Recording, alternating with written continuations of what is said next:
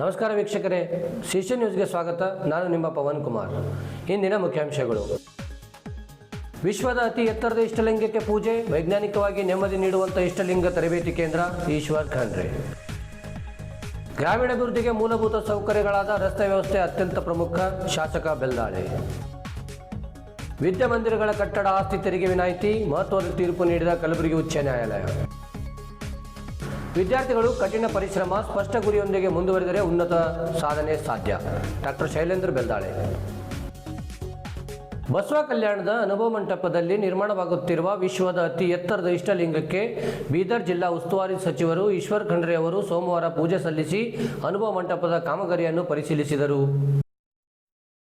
ನಂತರ ಮಾತನಾಡಿದ ಅವರು, ಬಸವಾದಿ ಶರಣರು ಈ ಜಗತ್ತಿನಲ್ಲಿ ಸರ್ವಶ್ರೇಷ್ಠ ದಾರ್ಶನಿಕರು, ಮಹಾಮಾನವತಾವಾದಿಗಳು. ಕಾಯಕವೇ ಕೈಲಾಸವನ್ನು ಅಳವಡಿಸಿಕೊಂಡು ಜಗತ್ತಿಗೆ ಪ್ರಥಮ ಪ್ರಜಾಪ್ರಭುತ್ವದ ಪರಿಕಲ್ಪನೆಯನ್ನು ನೀಡಿದವರು.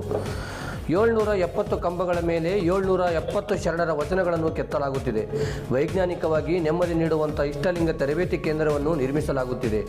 ಬದುಕನ್ನು ಹಸನಗೊಳಿಸಲು ವೈಚಾರಿಕ ವಚನಗಳು ಸಹ ಆಧುನಿಕ ವಿಜ್ಞಾನ ತಂತ್ರಜ್ಞಾನ ಮೂಲಕ IIT ವಿಜ್ಞಾನಿಗಳ ಮೂಲಕವಾಗಿ ಜನಸಾಮಾನ್ಯರಿಗೆ ಅರಿವು ಮೂಡಿಸುವ ಕಾರ್ಯಕ್ರಮವನ್ನು ಹಮ್ಮಿಕೊಳ್ಳಲಾಗುವುದು ಎಂದರು. ಕಾಯಕವೇ ಕೈಲಾಸ ಎಂದು ಹೇಳಿರುವ ಶರಣರ ಜೀವನವನ್ನು ಬಿಂಬಿಸುವ ಶರಣ ಗ್ರಾಮ ನಿರ್ಮಾಣಗೊಳ್ಳುತ್ತಿದೆ. ಈಗಿನ ಯುವಕರಿಗೆ ಅಗತ್ಯವಾದ ಕೌಶಲ್ಯ ತರಬೇತಿ ನೀಡುವ ಕೇಂದ್ರ ಆರಂಭಿಸಲಾಗುವುದು. ವೃತ್ತಿಯಲ್ಲಿ ಯಾವುದು ಮೇಲಿಲ್ಲ ಕೀಳಿಲ್ಲ ಎಂದು ಸಚಿವರು ತಿಳಿಸಿದರು. ಅನುಭವ ಮಂಟಪಕ್ಕೆ ಹಣದ ಕೊರತೆ ಇಲ್ಲ. ಈವರೆಗೆ 480 ಕೋಟಿ ರೂಪಾಯಿ ಖರ್ಚಾಗಿದೆ. ನಮ್ಮ ಮುಖ್ಯಮಂತ್ರಿಗಳು ಈ ಪೈಕಿ 280 ಕೋಟಿ ರೂಪಾಯಿ ಅನುದಾನ ನೀಡಿದ್ದಾರೆ. ಉಳಿದ ಹಣವನ್ನು ಸಹ ಶೀಘ್ರವೇ ಬಿಡುಗಡೆ ಮಾಡಲಿದ್ದಾರೆ. ಕಾಲಮಿತಿಯಲ್ಲಿ ಕಾಮಗಾರಿ ಪೂರ್ಣಗೊಳಿಸುವಂತೆ ಗುತ್ತಿಗೆದಾರರಿಗೆ ಸೂಚಿಸಲಾಗಿದೆ ಎಂದರು. ಈ ಸಂದರ್ಭದಲ್ಲಿ ಜಿಲ್ಲಾಧಿಕಾರಿ ಶಿಲ್ಪಾ ಶರ್ಮಾ, ಅನುಭವ ಮಂಟಪದ ಸಂಯೋಜಕರಾದ ಡಾಕ್ಟರ್ ಬಾಬಾ ಸಾಹೇಬ್ ಗಡ್ಡೆ ಸೇರಿದಂತೆ ಗಣ್ಯಮಾನ್ಯರು ಉಪಸ್ಥಿತರಿದ್ದರು. ಇಡೀ ಜಗತ್ತಿನಲ್ಲಿ ಎಲ್ಲಕ್ಕಿಂತ ಎತ್ತರದ ಒಂದು ಇಷ್ಟಲಿಂಗ ಲಿಂಗಾಕಾರದ ಏನೊಂದು ಡೋಮ್ ನಿರ್ಮಾಣ ಮಾಡ್ತಾ ಇದ್ದೇವೆ. ಅದಕ್ಕೆ ಇವತ್ತು ನಾನು ಹೋಗಿ ಪೂಜೆ ಮಾಡಿದ್ದೇನೆ ಮತ್ತು ಅದಕ್ಕೆ ಸಿಮೆಂಟ್ ಕಾಂಕ್ರೀಟ್ ಹಾಕಿದ್ದೇನೆ. ಮತ್ತೆ ವಿವಿಧ ಅಭಿವೃದ್ಧಿ ಪರ ಕೆಲಸ ಕಾರ್ಯಗಳು ನಾನು, ಜಿಲ್ಲಾಧಿಕಾರಿಗಳು ಇತರೆಲ್ಲ ಪರಿಶೀಲನೆ ಮಾಡಿದ್ದೇವೆ. ಕೆಲವೊಂದು ಸೂಕ್ತವಾದಂತಹ ಸಲಹೆ ಸೂಚನೆಗಳನ್ನು ಕೊಟ್ಟಿದ್ದೇವೆ. ಮತ್ತೆ ಗುಣಮಟ್ಟದ ಕಾಮಗಾರಿ ಯೋಜನಾಬದ್ಧವಾಗಿ ನಡಿಬೇಕು ಅನ್ನುವಂಥದ್ದು, ಇದು ಇಡೀ ಜಗತ್ತಿಗೆ ಮಾದರಿಯಾದಂಥದ್ದು. ಪ್ರಥಮ ಸಂಸತ್ತು ಪ್ರಜಾಪ್ರಭುತ್ವಕ್ಕೆ ಪರಿಕಲ್ಪನೆ ತಂದು ಕೊಟ್ಟಂತ ಈ ಒಂದು ಅನುಭವ ಮಂಟಪ ಕಟ್ಟಡ ಬರೀ ಕಟ್ಟಡ ಉಳಿಬಾರ್ದು. ಇದು ಜನರಿಗೆ ಪ್ರಜಾಪ್ರಭುತ್ವದಲ್ಲಿ ನಂಬಿಕೆ ಇದ್ದಂಥವ್ರಿಗೆ ಇದೊಂದು ಆದರ್ಶ ಆಗ್ಬೇಕು, ಒಂದು ಸ್ಫೂರ್ತಿ ಆಗ್ಬೇಕು, ಒಂದು ಪ್ರೇರಣೆ ಆಗ್ಬೇಕು. ಸಾವಿರಾರು ಜನ ಅನುಭವ ಮಂಟಪ ನೋಡ್ಲಿಕ್ಕೆ ಬರ್ತಾರೆ. 770 ಕಂಬಗಳ ಮೇಲೆ 770 ಶರಣರು ಈ ವಚನಗಳನ್ನು ಬರೆದಿದ್ರು. ಆ ವಚನಗಳನ್ನು ಆ ಒಂದು ಕಂಬದ ಮೇಲೆ ಕೆತ್ತಿದ್ದೇವೆ. ನೀವು ನೋಡಬಹುದು. ಈಗಾಗಲೇ ನಾನು ಪರಿಶೀಲನೆ ಮಾಡಿದ್ದೇನೆ. ಕಳಬೇಡ ಕೊಲಬೇಡ ಅಂತ ಬರೆದಿದ್ದು ಇದೆ. ಇವನಾರ ವ್ಯವನಾರವ ಅಂತಿದೆ. ದೈವೇ ಧರ್ಮದ ಮೂಲವಯ್ಯ ಅಂತಿದೆ. ಅನೇಕ ವಚನಗಳು ಮತ್ತು ಯಾರು ವಚನ ಹೇಳಿದಂತ ಶರಣರಿದ್ದಾರೆ, ಶರಣರಿದ್ದಾರೆ, ಅಹಮಾದಿ ವಚನಗಳಿದ್ದಾವೆ.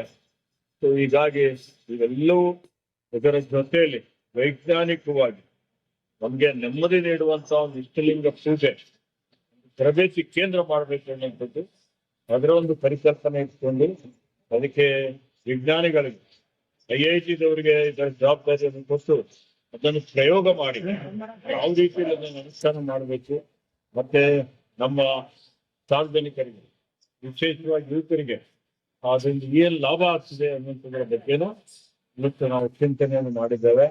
ಶರಣ ಗ್ರಾಮ ನಿರ್ಮಾಣ ಮಾಡಿ ಇವತ್ತೇನು ಶರಣರು ಬಸವಣ್ಣನವರು ಕಾಯಕವೇ ಕೈಲಾಸ ಅಂತ ಹೇಳಿದ್ರು. ಇವತ್ತು ಯಾರು ಪರಿಶ್ರಮ ಮಾಡಲಿಕ್ಕೆ ತಯಾರಿಲ್ಲ. ಎಲ್ರಿಗೂ ಟೇಬಲ್ ವರ್ಕ್ ಬೇಕು. ಹೀಗಾಗಿ ವೃತ್ತಿಯಲ್ಲಿ ಯಾವುದೇ ಮೇಲಲ್ಲ, ಯಾವುದೇ ಕೀಳಲ್ಲ ಅಂತ ಏನು ಹೇಳಿದ್ದಾರೆ. ಎಲ್ಲರೂ ಸಮಾನ. ಆ ದೃಷ್ಟಿಯಿಂದ ಈ ವೃತ್ತಿ ಬಗ್ಗೆನೂ ಅವರಿಗೆ ನಮ್ಮ ಯುವಕರಿಗೆ ತರಬೇತಿ ಕೊಡುವಂಥದ್ದು. ಶರಣರು ಏನ್ ಮಾಡಿದ್ರು ಅದನ್ನು ಯಾವ ರೀತಿಯಲ್ಲಿ ನಾವು ಮಾಡಿ ನಮ್ಮ ಬದುಕನ್ನು ಹಸನಗೊಳಿಸಿಕೊಳ್ಳಬೇಕು ಅನ್ನುವಂಥದ್ರ ಬಗ್ಗೆನೂ ಈ ಅನುಭವ ಮಂಟಪದಲ್ಲಿ ನಾವು ಒಂದು ವಿಚಾರ ಮಾಡಿದ್ದೇವೆ. ಅದನ್ನು ಕೇಂದ್ರ ಮಾಡಬೇಕು ಅನ್ನುವಂಥ ಒಂದು ರೀತಿಯಲ್ಲಿ ಉತ್ತಮವಾಗಿ ಕಾಮಗಾರಿ ನಡೀತಾ ಇದೆ. ಹಣಕಾಸಿನ ಕೊರತೆ ಇಲ್ಲ. ಇಲ್ಲಿವರೆಗೆ 480 ಕೋಟಿ ರೂಪಾಯಿ ಇವತ್ತು ಖರ್ಚಾಗಿದೆ. ಅದರಲ್ಲಿ 200 ಕೋಟಿ ರೂಪಾಯಿ ಹಿಂದೆ ಬಂದಿತ್ತು.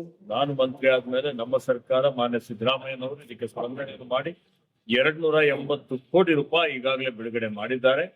ಇನ್ನೇನು ಸುಮಾರು 250 ಕೋಟಿ ಇದು ಪೂರ್ಣಗೊಳಿಸಲಿಕ್ಕೆ ಬೇಕಾಗ್ತದೆ. ಅದಕ್ಕೆ ಬರುವ ಮಾರ್ಚ್ ಒಳಗಾಗಿ ದುಡ್ಡಿನ ಸಮಸ್ಯೆ ಇಲ್ಲ. ಸರ್ಕಾರ ದುಡ್ಡು ಬಿಡುಗಡೆ ಮಾಡ್ಲಿಕ್ಕೆ ತಯಾರಿದೆ. ನಮ್ಮ ಗುತ್ತಿಗೆದಾರರು ಕೆಲಸ ಮಾಡ್ತಾ ಇದ್ದಾರೆ. ಅವರಿಗೂ ನಾವು ಎಚ್ಚರಿಕೆ ಕೊಟ್ಟಿದ್ದೇವೆ. ಕಾಲಮಿತಿಯಲ್ಲಿ ಕಾಮಗಾರಿ ಆಗ್ಬೇಕು ಅಂತ ಹೇಳಿ ಅವರು ಮಾಡ್ತಾ ಇದ್ದಾರೆ. ಬರುವ ಮಾರ್ಚ್ ಏಪ್ರಿಲ್ ತಿಂಗಳಲ್ಲಿ ಇದನ್ನು ಮುಗಿಸಿ ಇಡೀ ಜಗತ್ತಿಗೆ ಇದನ್ನು ಲೋಕಾರ್ಪಣೆ ಮಾಡ್ತೀವಿ ಅನ್ನುವಂತ ಒಂದು ಶುಭ ಸಂದೇಶ ಬಸವ ಭಕ್ತರಿಗೆ, ನಾಡಿನ ಜನತೆಗೆ ಕೊಡ್ಲಿಕ್ಕೆ ಇಚ್ಛೆ ಪಡ್ತೀವಿ. ಇದು ಕಾಮಗಾರಿಯ ಬೇಗ ನೋಡಿ, ನಾನು ವಚನಗಳು ಇನ್ನೂ ಉತ್ತಮ ರೀತಿಯಲ್ಲಿ ಜನರಿಗೆ ಗೋಚರಿಸುವಂತದ್ದು, ಅವರಿಗೆ ಸರಳವಾದಂತ ಭಾಷೆಯಲ್ಲಿ ಅರ್ಥ ಆಗುವಂತ ರೀತಿಯಲ್ಲಿ ಇರಬೇಕು ಅನ್ನುವಂತ ಮಾತನ್ನು ಹೇಳಿದ್ದೇನೆ. ಅಸಮಾಧಾನ ಅನ್ನುವಂತ ಪ್ರಶ್ನೆ ಇಲ್ಲ. ಇದು ಬಹಳ ದೊಡ್ಡ ಮಟ್ಟದ ಜಾಗತಿಕ ಮಟ್ಟದ ಕಾಮಗಾರಿ ನಡೀತಾ ಇದೆ. ಗುಣಮಟ್ಟದ ಕಾಮಗಾರಿ ನಡೀತಾ ಇದೆ. ಇಲ್ಲಿ ಕೆಲಸ ಮಾಡುವಂತವರೆಲ್ಲರೂ ಶಕ್ತಿ ಮೀರಿ ಇವತ್ತು ಅವರೆಲ್ಲರೂ ಪ್ರಯತ್ನ ಮಾಡ್ತಾ ಇದ್ದಾರೆ. ಜಿಲ್ಲಾಡಳಿತರು ಅದಕ್ಕೆ ಪದೇ ಪದೇ ಬಂದು ಪ್ರಗತಿ ಪರಿಶೀಲನೆ ಮಾಡುವಂತ ಕೆಲಸ ನಮ್ಮ ಅಧಿಕಾರಿಗಳು ಮಾಡ್ತಾ ಇದ್ದಾರೆ. ಹೀಗಾಗಿ ಇನ್ನು ನಮ್ಮ ಇಚ್ಛೆ ಏನಿರುತ್ತಪ್ಪ ಅಂದ್ರೆ ಇನ್ನೂ ಬೇಗ ಆಗ್ಲಿ ಅನ್ನುವಂಥದ್ದು, ಅದಕ್ಕೆ ಅದು ಮಾಡುವಂತ ಕೆಲಸ ಮಾಡ್ತೇವೆ. ಘಟನೆ ಯಾವಾಗ? ನಾನು ಈಗಾಗಲೇ ಹೇಳಿದ್ದೇನೆ, ಮುಂದಿನ ಬಸವ ಜಯಂತಿಯ ಒಳಗಾಗಿ ಅಥವಾ ಮುಂದಿನ ಬಸವ ಜಯಂತಿಗೆ ಉದ್ಘಾಟನೆ ಮಾಡ್ತೀವಿ.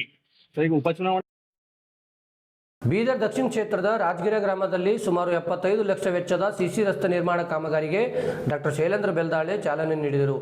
ನಂತರ ಅವರು ಮಾತನಾಡಿ, ರಸ್ತೆ ಎನ್ನುವುದು ಕೇವಲ ಸಂಚಾರದ ಮಾರ್ಗವಲ್ಲ, ಅದು ಒಂದು ಪ್ರದೇಶದ ಆರ್ಥಿಕ ಮತ್ತು ಸಾಮಾಜಿಕ ಅಭಿವೃದ್ಧಿಯ ಮೂಲ ಕೊಂಡಿಯಾಗಿದೆ ಎಂದು ಹೇಳಿದರು.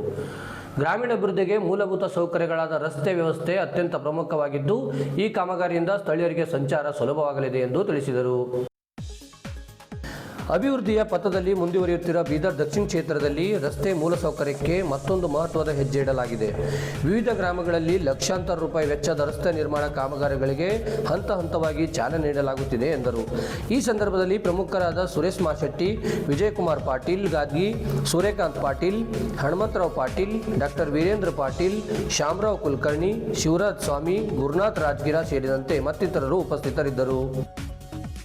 ವಿದ್ಯಾಮಂದಿರಗಳ ಕಟ್ಟಡಗಳ ಆಸ್ತಿ ತೆರಿಗೆ ವಿನಾಯಿತಿ ನೀಡಲಾಗುತ್ತದೆ ಎಂದು ಕಲಬುರಗಿ ಉಚ್ಚ ನ್ಯಾಯಾಲಯದ ಏಕಸದಸ್ಯತ್ವ ಪೀಠ ಮಹತ್ವದ ತೀರ್ಪು ನೀಡಿದೆ.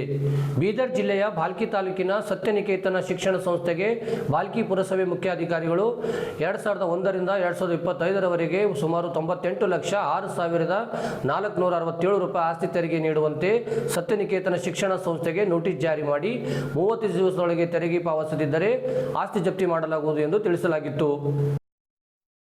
ಪುರಸಭೆ ಮುಖ್ಯಾಧಿಕಾರಿಗಳು ನೀಡಿರುವ ನೋಟಿಸ್ ಅನ್ನು ಆಧಾರವಾಗಿರಿಸಿಕೊಂಡು ಸಂಸ್ಥೆಯ ಪ್ರಧಾನ ಕಾರ್ಯದರ್ಶಿ ಸೂರ್ಯಕಾಂತ್ ಭಂಗೂರ್ ಅವರು ಕಲಬುರಗಿ ಉಚ್ಚ ನ್ಯಾಯಾಲಯದ ಮೊರೆ ಹೋಗಿದ್ದರು. ಇವರ ರಿಟ್ ಅರ್ಜಿಯನ್ನು ಪರಿಗಣಿಸಿ ಏಕಸದಸ್ಯತ್ವ ಪೀಠದ ನ್ಯಾಯಮೂರ್ತಿಗಳಾದ ಎಸ್ ವಿಶ್ವಜಿತ್ ಶೆಟ್ಟಿ ಅವರು ಮಹತ್ವದ ತೀರ್ಪು ನೀಡಿ ಜಾರಿ ಮಾಡಿದ ನೋಟಿಸ್ ರದ್ದುಪಡಿಸಿ ಶಿಕ್ಷಣ ಸಂಸ್ಥೆಗಳು ಕಟ್ಟಡಗಳು ಶೈಕ್ಷಣಿಕ ಉದ್ದೇಶಕ್ಕಾಗಿ ಬಳಸಿದ್ದಲ್ಲಿ ವಿದ್ಯಮಾನ ಮಂದಿರಗಳು ಆಸ್ತಿ ತೆರಿಗೆ ವಿನಾಯಿತಿ ನೀಡಲಾಗುವುದು ಎಂದು ತೀರ್ಪು ನೀಡಿರುತ್ತಾರೆ ಎಂದು ಶಿಕ್ಷಣ ಸಂಸ್ಥೆ ಪರವಾದಿ ಮಂಡಿಸಿದ ನ್ಯಾಯವಾದಿ ಜಯರಾಜ್ ಕೆ ಬುಕ್ಕ ತಿಳಿಸಿದ್ದಾರೆ. ಬೀದರ್ ತಾಲೂಕಿನ ರಂಜೋಳ್ಖೇಣಿ ಗ್ರಾಮದ ಸರ್ಕಾರಿ ಪ್ರೌಢಶಾಲೆಯಲ್ಲಿ 2025-26ನೇ ಸಾಲಿನ SSLC ಪರೀಕ್ಷೆ 1ರಲ್ಲಿ ಉತ್ತಮ ಅಂಕಗಳೊಂದಿಗೆ ಉತ್ತೀರ್ಣರಾದ ವಿದ್ಯಾರ್ಥಿಗಳಿಗೆ ಅಭಿನಂದನಾ ಸಮಾರಂಭ ಹಾಗೂ ಶಾಲಾ ಉದ್ಯಾನವನದ ಕಾರ್ಯಕ್ರಮವನ್ನು ಶಾಸಕ ಶೈಲೇಂದ್ರ ಬೆಲ್ದಾಳೆ ಉದ್ಘಾಟನೆ ಮಾಡಿದರು. ಬಳಿಕ ಅವರು ಮಾತನಾಡಿ, ವಿದ್ಯಾರ್ಥಿಗಳು ಕಠಿಣ ಪರಿಶ್ರಮ, ಶಿಸ್ತು ಹಾಗೂ ಸ್ಪಷ್ಟ ಗುರಿಯೊಂದಿಗೆ ಮುಂದುವರೆದರೆ ಉನ್ನತ ಸಾಧನೆ ಸಾಧ್ಯವೆಂದು ತಿಳಿಸಿದ ಅವರು ಭವಿಷ್ಯದ ಗುರಿಗಳನ್ನು ನಿಗದಿಪಡಿಸಿಕೊಂಡು ನಿರಂತರವಾಗಿ ಶ್ರಮಿಸಬೇಕೆಂದು ಸಲಹೆ ನೀಡಿದರು. ಶಾಲೆಗೆ ಅಗತ್ಯವಿರುವ ಮೂಲಭೂತ ಸೌಕರ್ಯಗಳನ್ನು ಒದಗಿಸಲು ಪ್ರಾಮಾಣಿಕ ಪ್ರಯತ್ನ ಮಾಡುವುದಾಗಿ ಭರವಸೆ ನೀಡಿದರು. ಕಾರ್ಯಕ್ರಮದಲ್ಲಿ SSLC ಪರೀಕ್ಷೆಯಲ್ಲಿ ಉತ್ತಮ ಸಾಧನೆ ಮಾಡಿದ ವಿದ್ಯಾರ್ಥಿಗಳನ್ನು ಸನ್ಮಾನಿಸಲಾಯಿತು. ವಿದ್ಯಾರ್ಥಿಗಳ ಸಾಧನೆಗೆ ಶಿಕ್ಷಕರ ಪರಿಶ್ರಮ ಹಾಗೂ ಪಾಲಕರ ಬೆಂಬಲ ಪ್ರಮುಖ ಕಾರಣವೆಂದು ತಿಳಿಸಲಾಯಿತು. ಕಾರ್ಯಕ್ರಮದಲ್ಲಿ PM ಪೋಷಣ್ ಅಭಿಯಾನದ ಸಹಾಯಕ ನಿರ್ದೇಶಕ ಜಾಕೀರ್ ಹುಸೇನ್, ಡಯಟ್ ಉಪನ್ಯಾಸಕ ಸಂತೋಷ್ ಪೂಜಾರಿ, ಗೀತಾ ಗಡ್ಡಿ, SDMC ಅಧ್ಯಕ್ಷರು ಮತ್ತು ಸದಸ್ಯರು, ಶಿಕ್ಷಕರು, ಪಾಲಕರು, ಹಳೆಯ ವಿದ್ಯಾರ್ಥಿಗಳು ಹಾಗೂ ಗ್ರಾಮಸ್ಥರು ಹೆಚ್ಚಿನ ಸಂಖ್ಯೆಯಲ್ಲಿ ಭಾಗವಹಿಸಿದರು.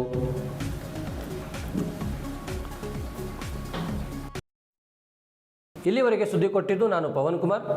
ಮುಂದಿನ ಸುದ್ದಿಯೊಂದಿಗೆ ಮತ್ತೆ ಭೇಟಿಯಾಗೋಣ. ವಂದನೆಗಳು.